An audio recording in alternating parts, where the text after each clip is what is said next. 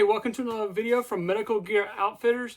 Wanted to talk about a new kit we just got in from North American Rescue. This is the North American Rescue Eagle IFAK. Comes in green, tan, multicam, and black. Has a pull tab here that's going to let it open up either side. Pull this down. You can MOLLE it to a battle belt, backpack, plate carrier. So the advantage of this one is that it has this ripcord here to let you rip this panel out, which is pretty cool.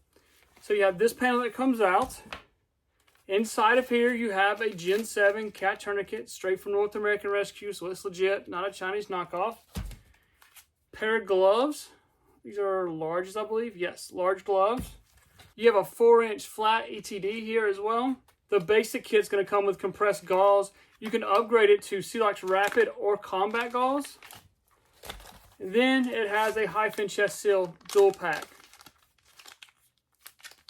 Here's a bit closer look at the pouch itself. This is your tear out panel here. It has hook and loop to hold it together.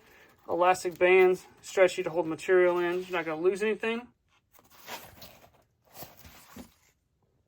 So this kit's available at medicalgearoutfitters.com. Purchase it now. Thank you guys for all the support.